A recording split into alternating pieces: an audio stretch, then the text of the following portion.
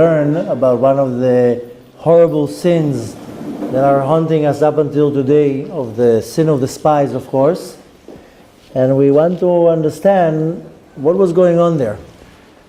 And unfortunately, there are a few sins that up until today we're paying for. The golden calf, and one of them is the spies, but we have to understand what was going on there.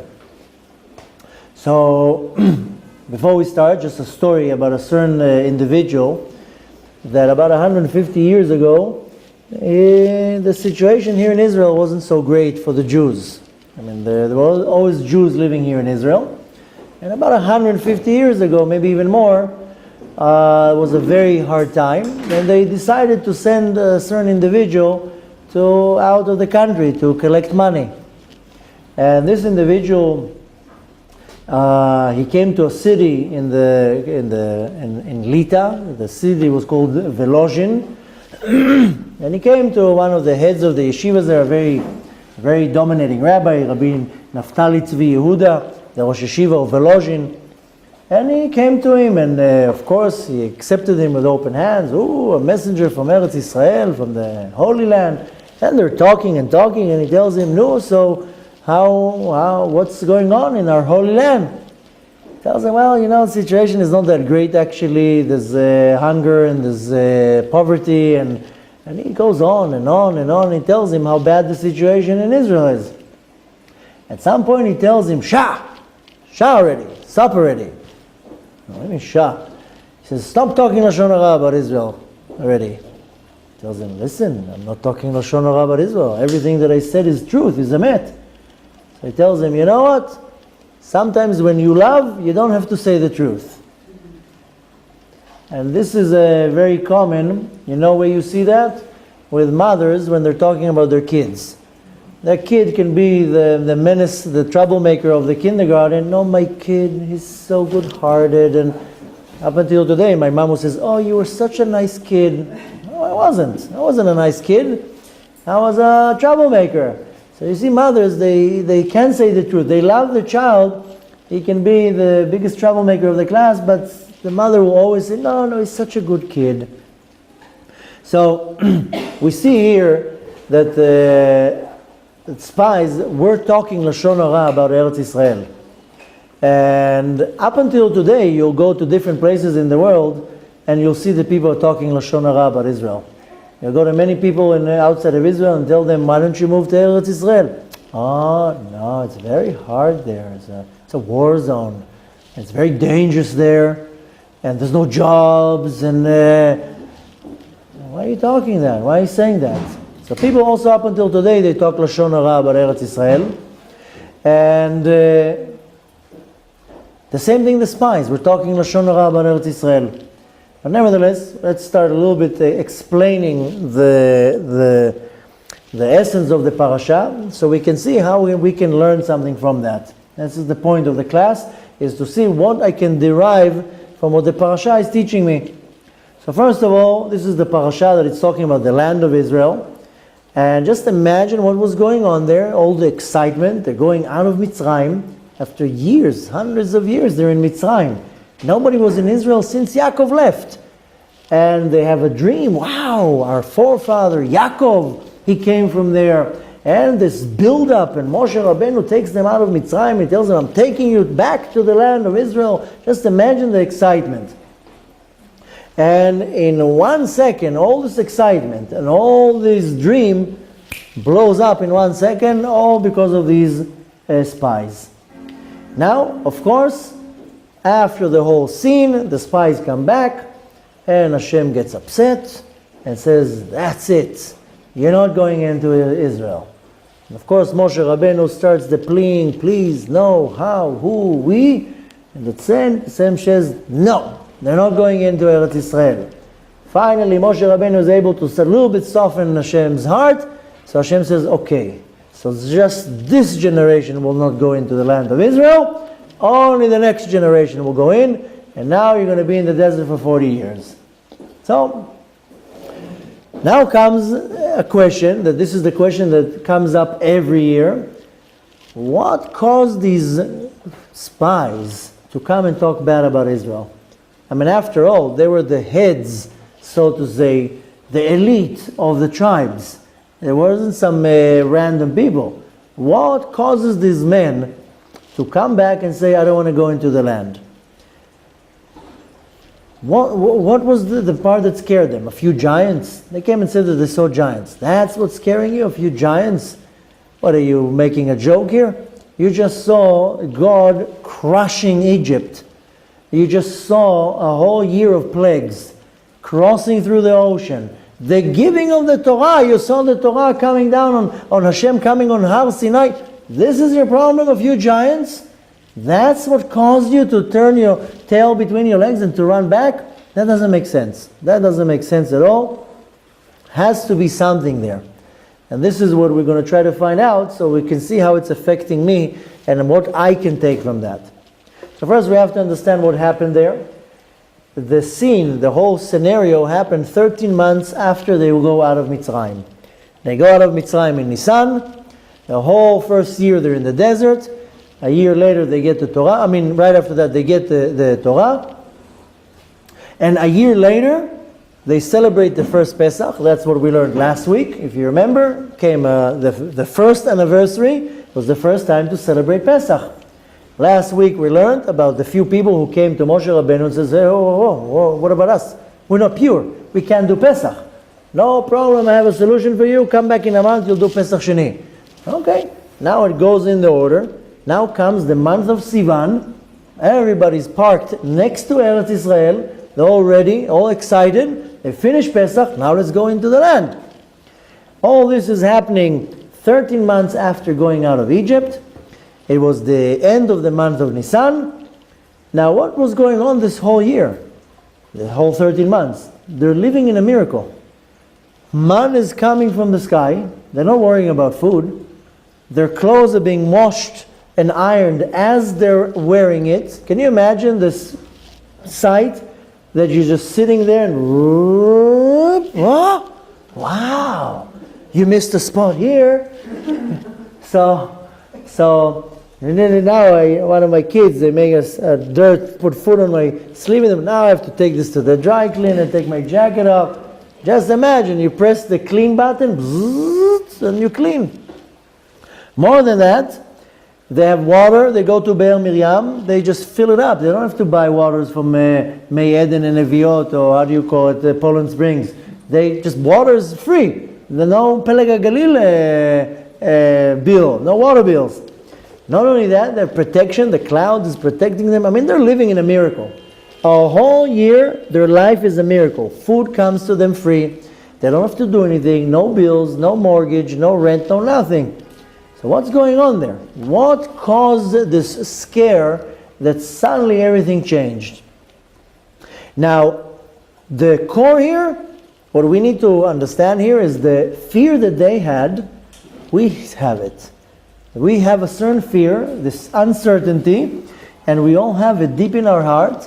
We have to find out what it is and how to deal with it. Now, you mean the distress? Excuse me? You mean that this doubt, you mean the distrust of Hashem? Wait, we're going to find out what's this fear that they had and that we also have. Now, again, just to, go back in history, a year passes from the going out of Egypt. Moshe Rabbeinu is building everybody up. They're all standing there. They're parked exactly 11 days of walking distance from Eretz Israel. And they're ready. And Moshe Rabbeinu says, okay, get it, you ready? Yalla, let's pack our bags. We're going in. Get the babies, get everybody ready. Just imagine the excitement. Suddenly comes somebody and says to Moshe Rabbeinu, listen, since we're going to conquer the land based on nature, as they say, al pi teva, we're going to conquer the land. We have to go in, there's going to be a war. Shouldn't we prepare our moves also based on nature? Well, we're just going to go blindly? Moshe Rabbeinu says, I have full confidence in Hashem. I don't think we need to plan any strategy here. And the advisors say, listen, I think we should maybe at least scout the land. Okay, so Moshe Rabbeinu says, okay, let me ask the boss. Moshe Rabbeinu turns to Hashem, tells him, do we need to send spies? Hashem says, you do whatever you want. I'm not telling you to send, I'm not telling you not to send, you do whatever you want. That's why it says, Shelach lecha anashim. You decide. Moshe Rabbeinu wanted to please everybody, so he says, okay, fine, get me some men, we're going to send them in. And what I want you to get from me is three things. That's what Moshe Rabbeinu is telling the spies. I want you to find out the quality of the land, of the soil. I want to see how good the soil is. So if it will be easy to plant, not easy to plant. The second thing that I need you to find out is if the cities are walled. And if they're walled, then we're going to need a lot of explosive, of course, to blow up all the walls. Or some type of a method. Or they're just, no fences, no walls, if we can just walk in. And the third thing I want you to find out for me is about the people themselves. Are they brave warriors that we're going to need to prepare here a strong army? Or are they like cowards and they're just going to see us coming in and they're just going to run away? These are the three things that Moshe Rabbeinu told them. You're already going? Fine, that's what I want to know. And right before they start the journey, Moshe Rabbeinu calls one of he calls his servant, Yoshua bin Nun, and he tells him, listen, I need you to go in there to supervise, to see what's going on. Please go with them. And to make sure that he's safe, Moshe Rabbeinu adds a letter to the name of Yoshua. His name was Hoshea, and Moshe Rabbeinu gives him a Yud, and he tells him, now your name will be Yehoshua, and this is for Hashem to protect you. You're going to need protection. Moshe Rabbeinu already sees that there's going to be some trouble here. Now comes a question, why Yud? Why didn't you add to him a Daled, or a Mem, or a Vav? What's the significance of a Yud? Then this Yud belonged to Sarah before her name was changed. Her name was Sarai. Now her name was changed, the Yud was removed, Hashem gave her a Hey, now the Yud was just unemployed.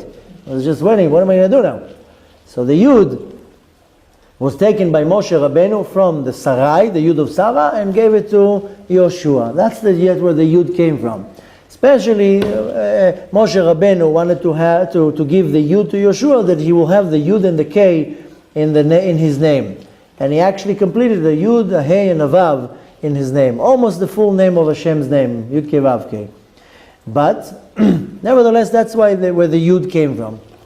Comes a big question here to Moshe Rabbeinu. This is what the commentary asks. If Moshe Rabbeinu, you are so afraid for Yoshua that you gave him an extra letter and you said Hashem should protect you. If you're so afraid, why are you sending the spies to start with? If you think everything is fine, then send them. But if you're already coming quietly to Yoshua and telling him, listen, here's a Yud, and Hashem should bless you, Hashem should protect you, and I want you to be safe, then obviously you know there's going to be something going on there. So why are you sending the spies? Just tell them, no, you're not going. Obviously, Moshe Rabbeinu, he had a scare, but it wasn't based on anything. He just had a hunch. He didn't feel something, but he didn't know how to present it, not to cause any problems. He says, okay, fine, go. But since he had a bad feeling, he told Yoshua, I'm giving you an extra protection. Now comes another question, because the Torah didn't call them spies. The Torah calls them tourists. And there's a very big difference between spies and tourists. How do we know that the spy calls them tourists? Because it says, V'yaturu et haaretz. Yaturu, I know it sounds very similar to tourist, but a tourist in Hebrew is tayar. And latur is somebody who tours the land. So the Torah doesn't call them spies, it calls them tourists. And again, how do you know it? Because it says Veyaturu. Veyaturu means they went on a tour. That's what tourists do. But nevertheless, Moshe is the one who called them spies. And he went to Yeshua and told them, listen, these are spies. They're not tourists. They're not going in there to see the Eiffel Tower and whatever it is. They're going to spy the land. They have an agenda here. Just be careful. And the difference between a tourist and a spy, a tourist goes to see the virtues of the place. When you go on a tour, you're not going, if you go now to Paris, you go to see the Eiffel Tower, the palace, whatever it is. You're not going to see the dumpsters.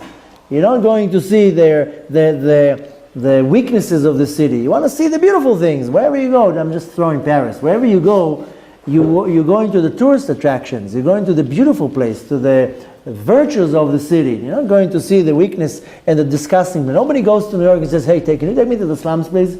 No, take me to the Empire State Building. Nobody comes and says, "Can you tell me where they dump the garbage? I want to see where they dump the garbage of New York." So, specifically with New York, everything is garbage. So, but this is not a good example. But nevertheless, when a person is a tourist, he wants to see the good part, the positive part, the virtues of the place. And a spy is looking for the weaknesses. A spy will go to the city or to the land and look, what is the weakness here? That's why sometimes people come, it drives me sometimes crazy. People come to Israel on a pilot tour. Just come. Don't worry.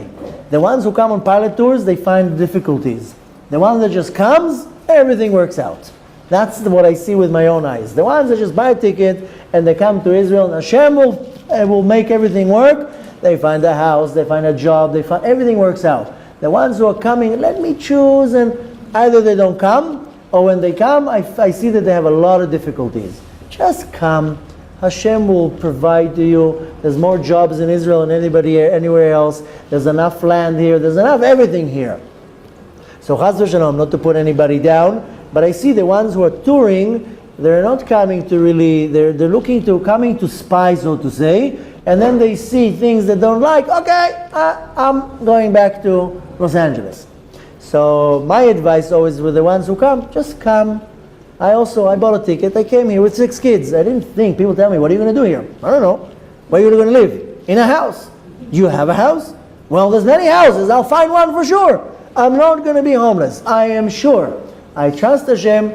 And when you come with bitachon, you trust Hashem, Hashem opens all the opportunities. And I see with my own eyes, the ones who are coming and they're scared and they're trying to prepare, then they have a hard time. But nevertheless, the Torah calls the spies tourists, and Moshe calls them spies. No, because they came to see the weakness of the place and not to see the advantages and the virtues of the place. Okay. Moshe says, "Listen, I know what you're about, but at least if maybe they'll come back and excite everybody, that will cause even a higher morale. They'll go in and hopefully they'll come and say good things." Okay. The journey starts on the 29th day of Sivan, Kaftet B'Sivan, and unfortunately, when do they choose to come back? On Tisha B'Av. So Tisha B'Av is not only because the temple was destroyed, Tisha B'Av, many things happens on Tisha B'Av. So they go for a 40-day journey on the 29th day of Sivan, a week from now, and come on the black day of Tisha B'Av. And what do they come with? Bad news. Don't ask. Don't ask what we saw there. At that time, Tisha B'Av had already... Of course.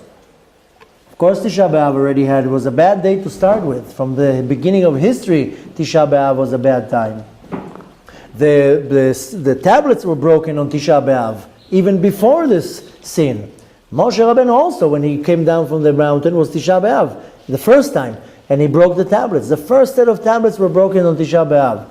A year later, the spies. So Bet HaMikdash got destroyed on Tisha B'Av. That's way after. Nevertheless, these spies come back and they're like, "Sorry to tell you, we have bad news." Now they wanted it to sound a little bit okay. So first of all, they came with They came with good fruit and said, "We have one good news. The fruit is good. You're going to be able to be vegetarians there." So, because Moshe told them, remember, the land, the fruit, the quality of the land, the walled cities, and the people. They come back with good fruit. They said the fruit is good there, but the other two, oy va'avoy, what's waiting for us? You can't even imagine what's waiting for us. And they come and they scare everybody. We saw giants there, giants. We were like ants next to these giants. Okay. The story says that they went to Hebron, and they did. They saw 4 giants there. That's the whole thing. Who are these giants? The Midrash is talking about 3 giants. Their name is Achiman, Sheshai, Talmai. 3 giants. And you know who are these giants? There are we don't know exactly if it's kids or grandkids, but the survivor of the flood, Og Melech HaBashan. Og Melech HaBashan was a giant. He survived the flood. He was so big, he held the teva, the ark, and he was going with the teva, got a little bit of a dishwasher there, but he survived. There's one opinion says that he actually didn't hold the teva, that he ran to Eretz Israel, and there wasn't a flood in Eretz Israel. The flood was all around the world, besides in Israel. But nevertheless, these giants, there are 4 giants, these 3 giants that I mentioned, plus their father, they lived in Hebron. That's where they lived. If you remember, another place where we mentioned these giants is when Avraham Avinu went to buy the burial, Marat HaMachpelah, to Sarah. It says, the Torah says he went to Kiryat Arba, to the place of 4. So one interpretation, because there are 4 couples that are buried there, Adam and Chava, Avraham and Sarah, Yitzchak and Rivka, and Yaakov and Leah. But there's another commentary says it's called Kiryat Arba because of the 4 giants that live there. So there are 4 giants. Okay, big deal, 4 giants. That's what you're scared of. Nevertheless, the whole nation now is crying, mourning. What are we going to do? Now, why did you take us out of Mitzrayim? False prophets, false promises. Hashem sees that, and he, as we say, loses it. This is what you think? You think I have a problem dealing with a few giants? I just showed you how I destroyed Egypt. I showed you how I opened the sea. You think I have an issue with giants? Hashem can't take it, and he punishes the generation, even after all the prayers of Moshe Rabbeinu, and the decree is, nobody's going into the land of Israel.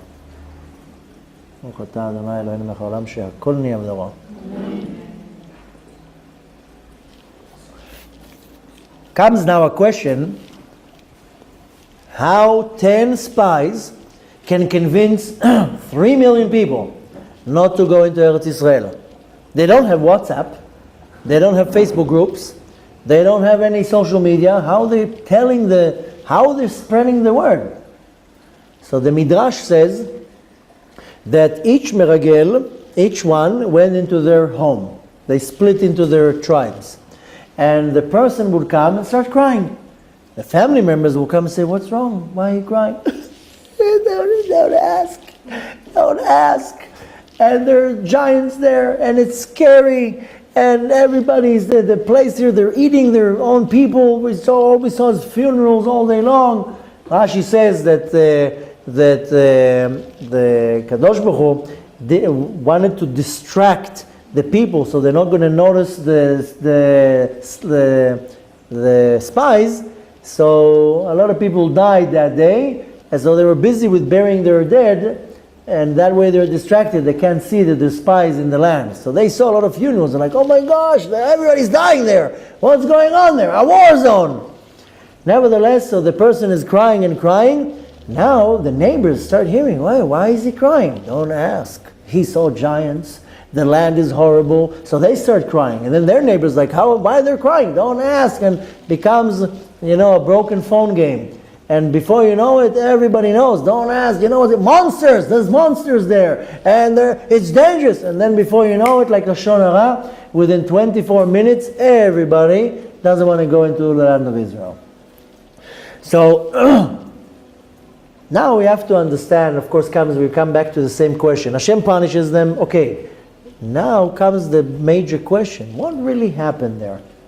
We want to know what happened there. Now, there's a very simple explanation. This is what's called the Pshat, a very simple explanation that the enemy that occupied the land of Israel was stronger than Paro. Paro was one king. You know how many kings were in Israel? 31 kings. So physically, the enemy that they had to go through was much, much stronger than Paro. So they said, okay, Paro, that's one nation, one army, one king. We have here 31 kings, 31 nations. You know what armies there are? So physically, they got scared. Wait a minute, this is too big. How are we going to handle such a thing? But this is the This is the literal explanation here. What Moshe Rabbeinu was telling to Hashem, he tells them, you have to forgive them. Because Hashem says, I don't care. What do you think, I have a problem with 31 kings? I can knock them all out in one shot. But what's the difference for me if it's 1 king, 50 kings, 100 kings? Doesn't matter. I can deal with them at the same time. Moshe Rabbeinu comes to Hashem and says, listen, this is not going to look nice in the media. You know, how is it going to look for your reputation? What, you took them out of Mitzrayim, you crushed Paro, then you're going to kill them here in the desert, or not even let them go in? What is everybody going to say? What, the master of the universe can't handle a few kings? He was strong against Paro, but the other kings he can't handle? Moshe Rabbeinu was trying to manipulate here and saying to Hashem, listen, it's not going to look good, so good for us. We're going to lose likes on our Facebook page. It's not going to look so good. Anyways, this is what the spies were saying. This is too much. We're not going to be able to fight it. That was their argument. Okay, so this is the literal explanation, which of course the argument is Hashem says, I have a problem with people, I can do whatever I want. Comes here a more deeper way of looking at it. This is more taught in a Hasidic philosophy type of a way of explaining. Imagine how a kid now wakes up in the morning and he tells to his mom, Mom, I have a headache. Okay, the mom says, okay, no problem, honey, stay home, you don't have to go to school today. And he stays home. The next day, the boy wakes up and says, Mommy, I have a stomach ache. Okay, the mom says, okay, no problem, honey, stay home. The third day, when the boy wakes up and says, I have a back pain, now the mom is like, what's going on? The first day you had a headache. The second day you have a stomach ache. Now you have a backache. You don't have any pain. And she's like, what's going on? Somebody bullying you in school? Are you failing in class? What's going on in school that you don't want to go? You're just saying you have pain, but something more deep is bothering you. This is the hunch of a woman. Has to be a reason or some type of fear. Why would the child not want to go to school? Now, the same thing was happening to the spies. They had some type of a fear, obviously. There has to be a reason here. If you're really dissecting it right now, okay, what, you're afraid of some kings, you're afraid of some giants, but don't you know that Hashem can do whatever He wants? Obviously, there was something more deeper there that bothered them. It wasn't the giants, it wasn't the wars, it was just excuses, all these things. They had a fear. Now, to explain it a little bit more in depth, I will share a quick story that I heard, and then we'll try to analyze what's going on here.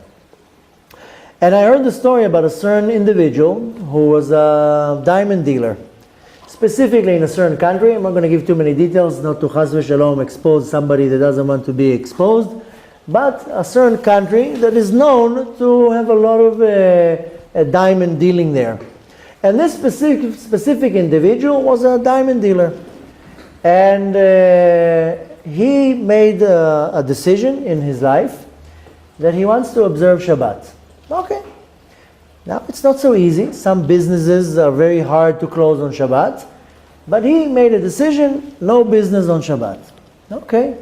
Now, after a while, comes the 12th month of the calendar year, comes the holiday of the Gentiles.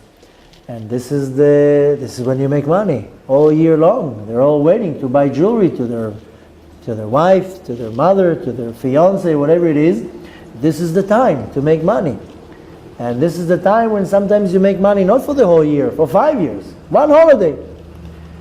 1 year this holiday falls on Shabbat. What am I going to do now? He doesn't know what to do. He says, I'm going to have a huge loss here. This is the time when I make money. And of course, he had a store with all the jewelry. And it was like in New York, you have 47th Street, all the diamonds, all the jewelry. It was a street like that, all the jewelry stores. And he doesn't know what to do. What, am I going to close the store now on Shabbat? It's their holiday. This is where I'm going to make now money for 3 years.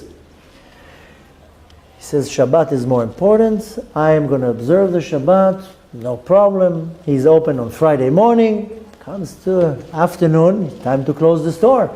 He sees all his competitors, his friends, half of them are Jews. And he's like, Okay, he ignores, he closed the store, and he goes home. And he comes home, prepares for Shabbat, and he doesn't know what to do. He can't handle it. The whole night he's like, I can't believe it. He's going crazy. Comes the morning, he goes and prays in the morning, and he can't really pray. His mind is driving him nuts. And his Yetzer Hara says, do something here. And he's like, no, he's fighting it. Finally, the Yetzer Hara convinces him, just go and see what's going on. Just that you have an idea. Maybe it's not so good this year. He goes down to the street, doesn't even go to pray. He goes down to the street and he sees there, all his competitors, all the stores, all his friends are selling and money flying everywhere, and he is about to explode. He runs home. He didn't even go to pray. He comes home, it's like 10 o'clock in the morning. It's a true story. I'm not making it up. He comes home, his wife thinks he came back from shul. He runs to the liquor cabinet, he takes out a bottle of alcohol, takes a cup, and he does kiddush on a full cup of whatever alcohol it was, and it knocks him out, and he sleeps for the rest of the Shabbat. Did he take the car to see the street? Yeah, no, he walked there. No, he didn't break the Shabbat. Okay. He walked to see what's going on. He was about to explode. He comes home, he drinks the whole cup, and it knocks him out. He wakes up after Shabbat. Baruch Hashem, he survived. He didn't observe the Shabbat. He didn't break the Shabbat. He comes the next day to his rabbi and tells him, I have to confess. I need a tikkun. I need something to rectify what I did. I didn't do Sudat Shabbat. I didn't pray. I didn't pray not Shacharit. I didn't listen to the Torah. I didn't pray Musaf. I didn't pray Mincha. I didn't do Sudat Shlishit. I didn't do nothing. I slept. And I need a tikkun. And of course, the rabbi was like, what are you talking about? Any other normal person will throw everything away and open the store within a second. Okay, so you missed the prayer, you missed the Suda. But nevertheless, what is this point of this story? Forget about right now what was the result, what the rabbi told him. What's the point of the story? The point of the story is that we have a lot of good desires, good thoughts, good wills. We have a lot of good intentions, let's put it this way. How many times, I'm sure it happened to you at least once or twice or 500 times, especially on Rosh Hashanah, you get hyped up. Then comes Yom Kippur, you're even more hyped up. Then Sukkot, you're already flying somewhere. You saying this year, I'm going to be Rabbi Shimon Bar Yochai this year, what I'm going to do this year. No more lying, no more Lashon Hara, I'm doing this, 5 hours a day Torah, I'm doing this, I'm praying 7 times a day. I'm turning the whole world around. A week passes, no, nothing. Everything you decided to do, stayed, how you say, gone with the wind, and you're back to square one, nothing happened. And how many times you go to a lecture, you go to a Shabbaton, you get all excited, that's it, I'm now going to be on fire. And it lasts 3.5 minutes, and then you're back to square one. So we all have a lot of good intentions, we have a lot of excitement, and we want to do good, but we all have a very strong enemy. We all have it. And this enemy is called Parnasa, money. And it's a big enemy. And we all share it, by the way. And believe it or not, that's what scared the spies. Money. Parnasa, my livelihood. My livelihood. And they were like, listen, in the desert, everything is free. I don't have to worry about anything. I don't have a phone bill. I don't have an electricity bill. I don't have a mortgage. I don't have a car rental. I don't have anything. I don't have a credit card. Can you imagine living like that? Worry-free, no worries, no nothing, just sit and learn Torah. Every person in this world, maybe 1 out of 1,000,000, doesn't have worries of Parnasah. Once in a blue moon, somebody will inherit some money, and it would last for 10 years, and they don't worry about money. Most people, they have a worry about money. And even if you have money coming in, you still worry. How am I going to pay the next payment? How am I going to pay for this? How am I going to pay for that? And my kids and my this and that. All day long, this is bothering our mind. And that's what bothered the spies. Now, they said, in the land of Israel, no miracles. There's no man there. There's no washing machines while we're wearing our clothes. We are going to have to start working. Are you insane? You wanted me to find a job? There is a verse in the book of Mishlei, Proverbs, that Shlomo HaMelech says, Oved admato yisba lachem. A person who works on his land will be full and satisfied from bread. But why does it say the word Oved? I should say many other words rather than the word Oved. Because Oved comes from the root. The root of the word Oved is Eved. Eved is a slave. And in order to bring some bread out of the land, you have to be a slave to the land. If you are a business owner, you think you can go on a vacation so easy? Who's going to take care of the business? What, your partner that you are afraid is going to steal you? But when you have a business, if you have a job, you're saying, okay, I deserve a few days off. But when you have a business, no vacations. How are you going to vacation when you have a business? And not only that, when you have a business, you are a slave to the business. You work from, in Hebrew we say, mitzet hachama, tzet hanshama. From when the sun goes out till your soul goes out.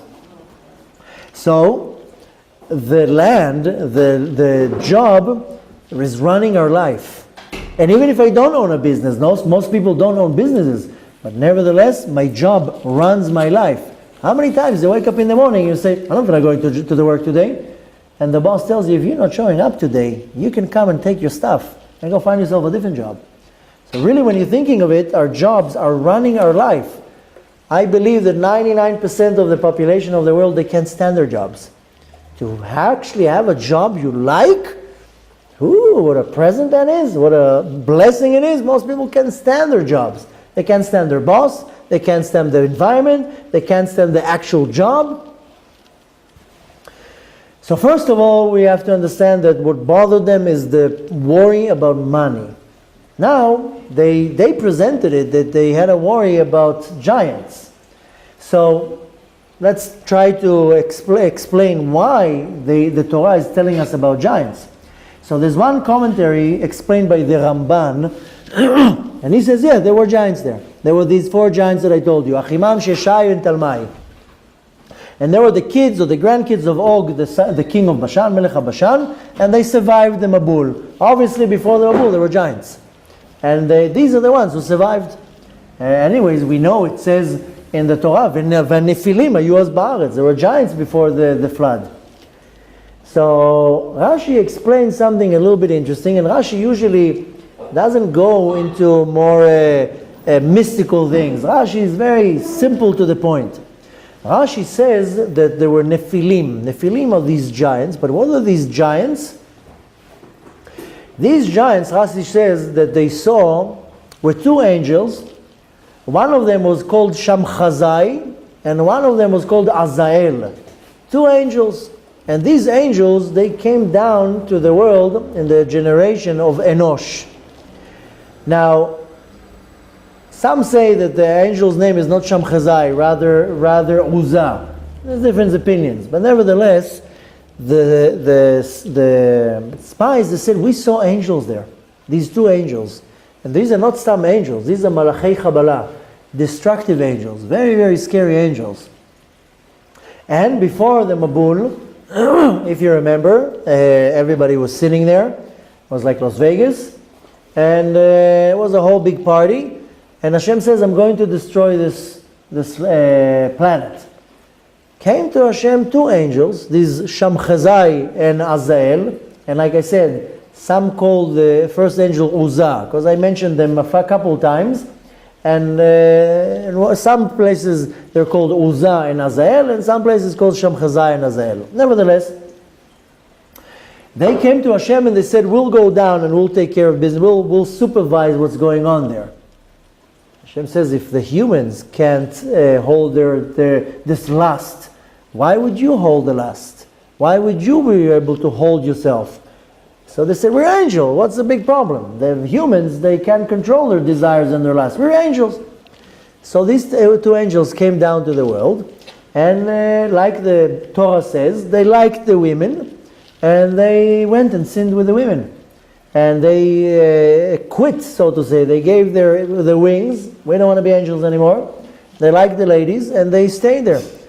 And they brought this impurity of the forbidden relations into the world. All the lust and the desire and all this filth, and especially everything that has to do with forbidden relations, is because of these two angels. And they brought this. These are the klipa for arayot. Arayot is forbidden relations. Now, the story says that Hashem took Azael and he threw him off a mountain. And this is this mountain that on Yom Kippur we take the goat and we throw the goat. Where do we throw the goat? La'azazel. Sa'ir La'azazel. Is going to Azael. This is where Hashem threw this angel. And the other one, Shamchazai or Uzzah, he became the angel that brings all the lust and the forbidden desire and all these disgusting behavior for forbidden relations. This is the angel that it comes from.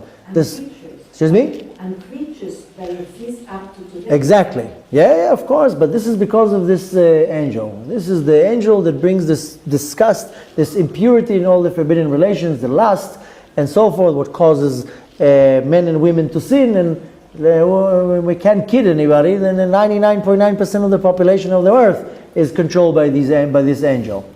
But nevertheless, the spy said, we met these two angels. These are the giants that we met. Now why would Rashi bring such a thing? Rashi is coming to explain the pshat, the literal explanation. Rashi is not coming to tell me now about Malachei Kabbalah, about destructive angels and all these things.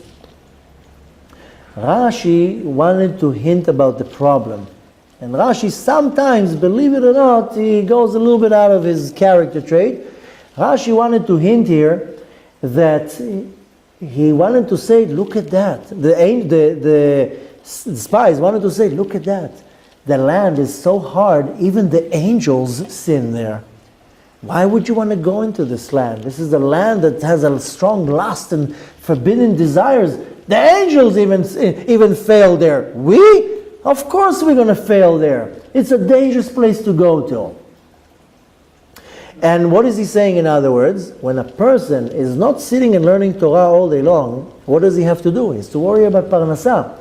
Once you go out to the world to deal with Parnassah, all your good intentions, all your dreams, they disappear.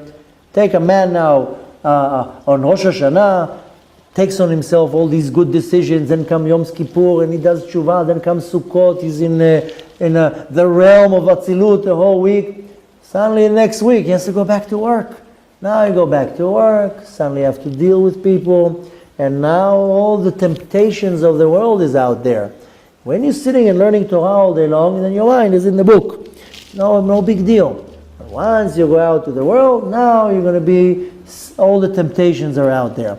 And the spies were saying, this is a dangerous land. Look at that, even the angels sin there. What are going to happen to us? Of course we're going to sin there. And nevertheless, all these good intentions are worthless now. But that was not the meaning and the intention of Hashem to take us into the land. Hashem says, I'm going to take you into the land, and I'm going to give you the land. I'm also going to give you the power to sustain there. I think Hashem is going to lead us into a trap. Hashem says, I'm going to take you into the land, and I'm going to give you the tools and the ability to deal with the land. I'm going to give you all the tools to fulfill your mission. Now, when Yoshua and Caleb, the two spies that didn't fall for that, they answered back the angels. Im chafetz banu Hashem ve'ivii otanu la'aretz. Hashem wants to bring us into the land. What, he's going to pull us into a trap? Of course he's going to, if he's bringing us into the land, he's going to give us all the tools to be able to deal with it. Now, to understand that again, what the Torah is trying to tell me, I'll tell you another story. And again, not to say too many details, maybe we'll say who the person is. But again, another true story about a very, very, very wealthy businessman that was traveling, and again, not to take too many details, he was traveling to a certain country. And many people, what they do is they go to different countries, they go to the holy graves. Some people will go to the Ukraine, to the Baal Shem Tov, to the Rabbi Nachman from Breslev, and Levi Yitzchak from Bardichov, and some people, they go to different places, they want to go to the grave of a tzaddik. Anyways, this individual went with his rabbi to one of these sites. He got very, very inspired. As they're going out, he tells his rabbi, I got so inspired because of this visit, I decided to take on myself to start praying mincha. Now this is not an observant individual. He's not an individual that keeps the Torah and observes the Torah, but he decided to pray mincha. Okay. From the gravesite, they drove straight to the airport, and there wasn't any time. It was traffic, whatever. So once they got to the airport, there wasn't time to pray there. Right away, check-in and running and this and that, and he didn't have time to pray the mincha. He made a decision to pray mincha. And they're rushing through the gate and right away into the plane. And then he gets on the plane, and they're getting close to the end of the plane. He was about to start praying mincha, and he's like, I can't pray now. I mean, they say, sir, you got to sit, you got to put your seatbelt on. Okay, so he sits and he puts his seatbelt on. He's like, okay, well, now I have to, you can't just get up. You have to wait for the airplane to reach to a certain altitude. And he's so tired because of this journey. He didn't sleep for like 3 days, and he's like, he's like, I gotta stay up, I gotta pray mincha. I made a decision to pray mincha, and his eyes are closing, and he's like literally falling asleep. And it takes about half an hour before the plane gets to an altitude. Finally, he fights the tired, and he's determined to pray mincha. Now the plane is reached to altitude. He takes his seatbelt up, and he comes to stand up. And he says, how am I going to pray now in front of the entire plane? Some people, they have no problem. Some people, in front of a plane, I'm going to, when I first became observant and I would fly, I was like, I'm going to put tefillin now in front of 500 people here. And it's so some people, it's embarrassing, it's uncomfortable. The person is not even observant. He's like, I'm going to stand now in the middle of the plane and start praying mincha. He says, okay, whatever, my decision is firm, I'm praying mincha. And the whole time that he's praying, he was in the front part of the plane. He's like, the whole time I feel 500 eyes are looking at me. What is this man doing? He's not even observant. He doesn't even look observant. Why is he standing now? Why is he moving like this? The whole prayer, he couldn't even focus on the prayer. He was just standing there mumbling some words. Needless to say that it was one of the first time he prayed mincha. I wasn't so knowledgeable with the words, and it was the worst mincha in history. Okay, that's at least what he thought. Anyways, he comes to his rabbi and he tells him, listen, he tells him the whole story. And I'm telling you the short version of the story. He tells the whole struggle, how he couldn't find and this and that, and he comes with all the details. And he finds the rabbi crying. He says, why are you crying? He says, I've been praying mincha since I'm 3 years old. And I never, ever had to give for a mincha what you just gave. For me, it's just coming like that. You went through such a struggle just to stand there and pray. I never even prayed like you. And the rabbi started crying. Now, why specifically this story is emphasizing what I want to give over is that Tfilat Mincha is a very unique prayer. Shacharit and Arvit are pretty obvious. We call the Tfilat Shacharit because it's in the morning, Shachar. And Tfilat Arvit because it's in the Erev, it's in the night. It's very simple. But Mincha, what's Mincha?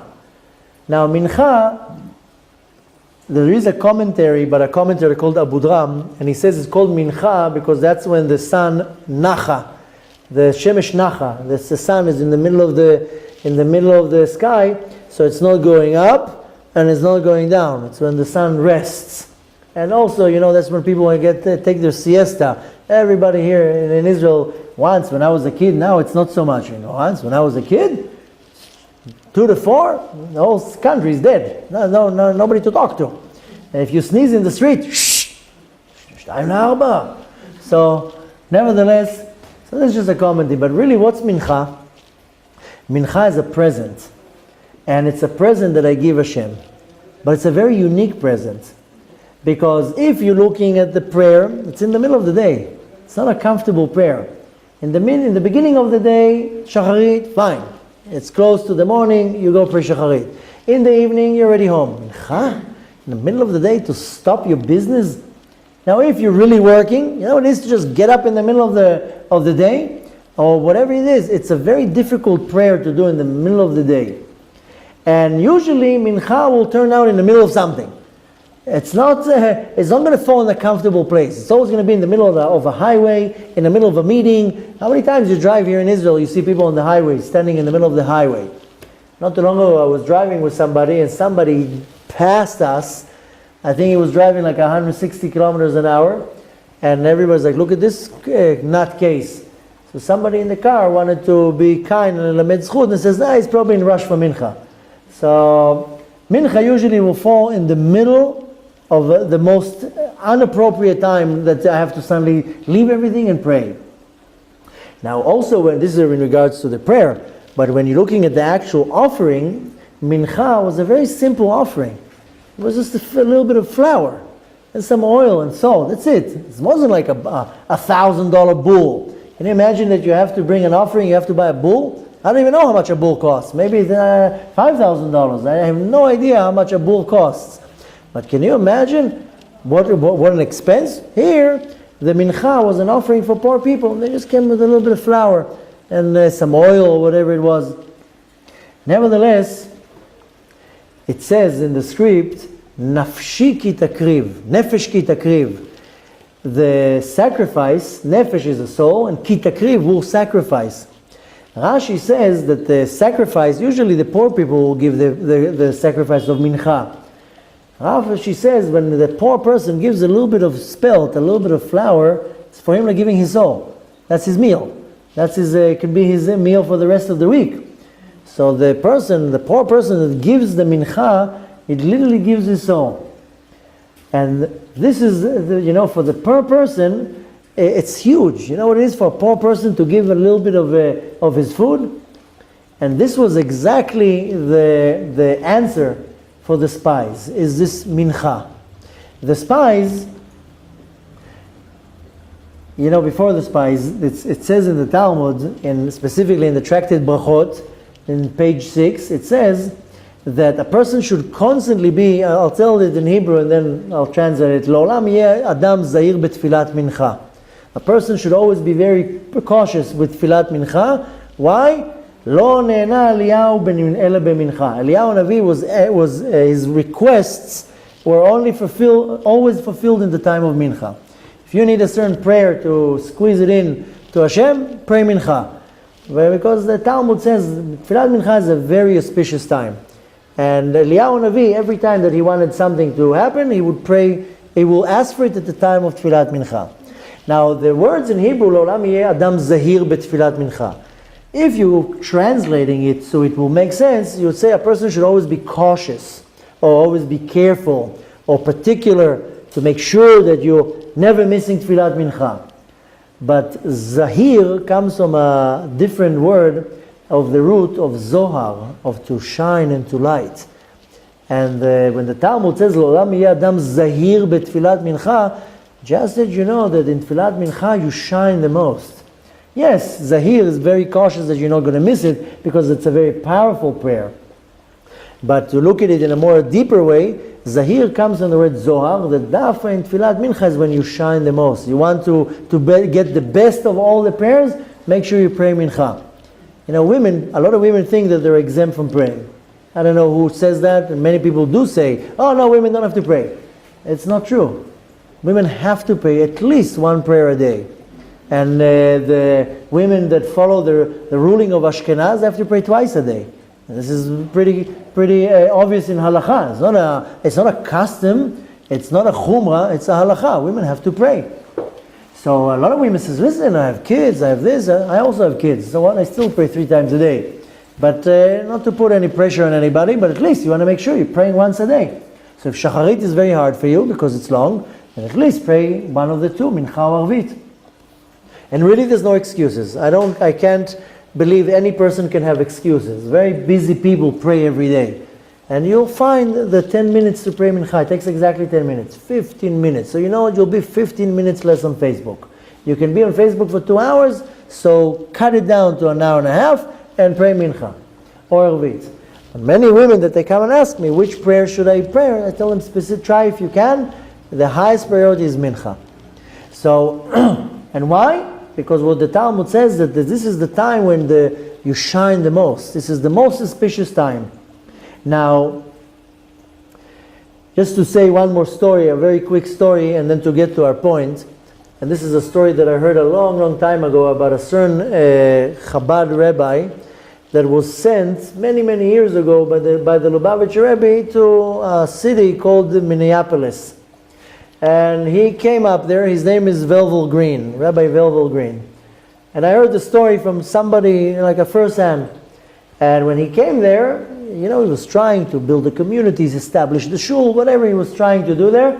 And every person that he went to and asking for assistance, they all told him, go to this guy, Velvel Green. It's not the name of the rabbi. What did I say? The rabbi, that wasn't his name. The person that everybody told him to go to was a certain individual. His name was Velvel Green. He happened to be a professor that worked in NASA or one of some government agency, but it was a very wise individual. But he had control over the whole city. Everybody was under his word. Anyways, the rabbi tried to get an appointment with him. He calls the secretary. The secretary says, "What do you want? You want $18? I'll send you a check." Well, he's like, "No, I'm not interested in a donation. I just want to see the professor." She books for him an appointment. He has to wait half a year. Finally, he comes to the appointment. He starts talking with the professor. They're talking. The guy's a very intelligent guy. They're backwards and forth, and they're not necessarily seeing eye to eye. But nevertheless, at some point, it was time for Tfilat Mincha. He was looking at the clock. It's already time to pray Mincha. The professor, Velvet Green, tells him he had to take a phone call. He tells him, "Give me a few minutes, I need to take this call." He turns around with his phone call. The rabbi gets up, goes to the end of the corner of the room and starts praying Mincha. The professor gets off the phone, turns around, and he's like, "Well, hello? The guy's in the corner of the room praying Mincha." Needless to say, the meeting was over. "Thank you so much, everything I understood," and he sends him off. Wasn't a successful meeting at all. But, first of all, after the fact, that night, the professor went home and he told his wife, "You know those rabbis that you hear about in the fairy tales? I've met one of them today." He stopped the meeting in the middle of the meeting. He totally disregarded me, and he went to pray to his God. But nevertheless, this professor, with time, became very, very observant, and he now lives in Beersheba. He's a very observant man. I think he works there, probably in the atomic reactor in Dimona. But anyway, he works some government office, but nevertheless, he became observant. And he says what caused that is the fact that this man, this rabbi, could care less about me, about my position, about my power. He stopped everything and he prayed mincha because it was time to pray to the Kadosh Baruch Hu. So with all that said, what really was happening there with the spies? They did not want to get distracted. They were like, we want to learn Torah. We want to have our mind in the book. We don't want to have our mind filth and disgusting with all the temptation of what this world has to offer. They were afraid. They came from a good place. They were like, listen, we don't want to go into the land of Israel. We want to learn Torah. We want to keep our mind pure. Once we go into Eretz Israel, we're going to have to start worrying about jobs and work and money and bills, and we're not going to learn Torah. And more than that, what am I going to be thinking all day long? You think I'm going to be thinking about the Torah? I'm going to be thinking about the woman that I saw in the market. I'm going to thinking about this. I'm going to be thinking about that. Excuse my language, but our mind is going to be occupied with all this junk all day long. And they didn't want to.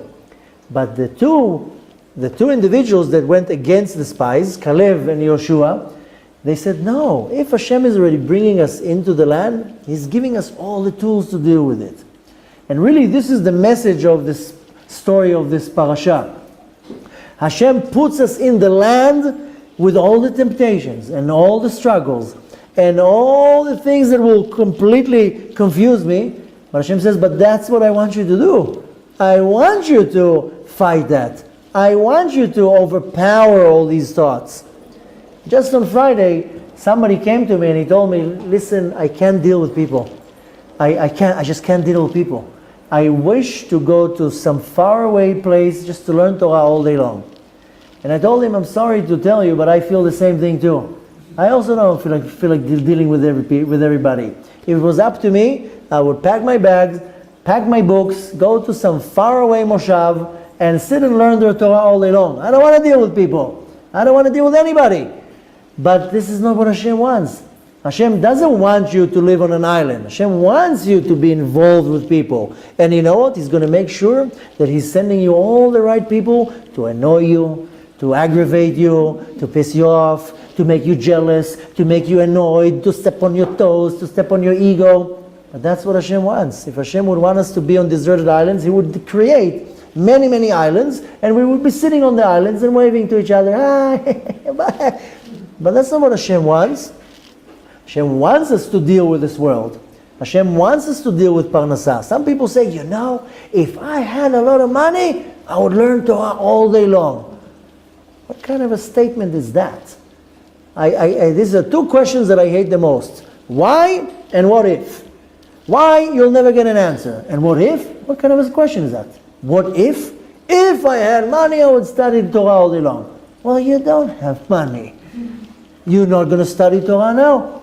So Hashem says, let's see if you study Torah without the money. Let's see you have pure thoughts without the comfort zone that you wish to be in. Let's see you do that. And that's the whole purpose of going into Eretz Israel. It's not to be cushioned. It's not to have food catered to us.